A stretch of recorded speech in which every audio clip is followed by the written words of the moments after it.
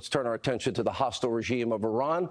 Over the weekend, the president issued a stern warning to the rogue state, tweeting, quote, to the president of Iran, Rouhani. He said, never, ever threaten the U.S. again, or you will suffer consequences the likes of which few throughout history have ever suffered before. We are no longer a country that will stand for your demented words of violence and death. Be cautious. Now, per usual, this tweet set off, yes, predictable, widespread, breathless panic from your left-wing media. Shocking. Take a look. He criticized several times Barack Obama and said, you just wait. He's going to start a war with Iran if it feels like he's on the political ropes. And so that's in his head. With any previous president, if you'd woken up to this all-caps tweet threatening war with Iran, you'd think he probably belongs in a padded cell. But with Trump, this is kind of business as normal. Russia just dominated the conversation for the whole week, and he was hurting. So let's distract with a new topic.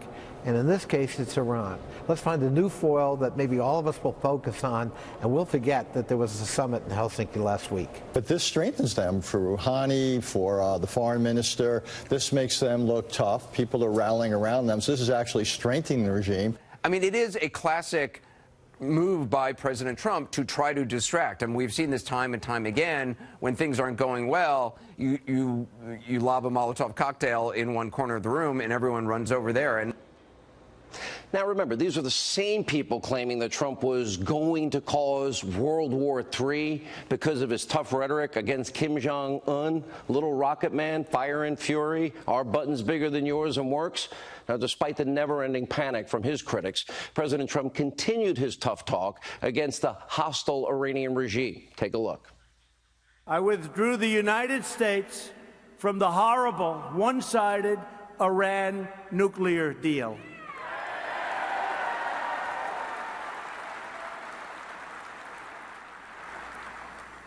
And Iran is not the same country anymore. That I can say. And we'll see what happens. But we're ready to make a real deal, not the deal that was done by the previous administration, which was a disaster. All right, someone needs to remind the corrupt media Obama is gone, and the era of apology tours and appeasement is now over. No longer will the United States of America sit idly by as the Iranian regime is fighting proxy wars, chanting death to America, disrupting the entire Middle East, and funding terrorism throughout the world. And, of course, aggressively pursuing nuclear weapons and threatening all of our allies and this country. America must never allow these lunatics to develop nuclear weapons. All options must always remain on the table. And while the president puts Iran on notice, he is also focusing on a critical part of our national security right here at home. Earlier today, he had very tough words for Democrats that literally want to eliminate ICE. In other words, protection of our southern borders, wide open borders. Are they serious? Take a look. But Democratic politicians want to abolish ICE. They want to see open borders. Can you imagine? You know, every once in a while you'll hear something, and usually you understand, like in deal making, you always have to understand the other side. When you hear open borders, when you hear get rid of ICE, when you hear some of the things that they're proposing, it's like you can't even understand it. Can you imagine open borders? You'd have millions of people pouring into our country. Millions and millions of people. Many people that you don't want in our country. But you would have millions of people pouring into our country. The crime would be unbelievable. And they want to get rid of the crime fighter on top of everything else. Open the border and get rid of your crime fighters.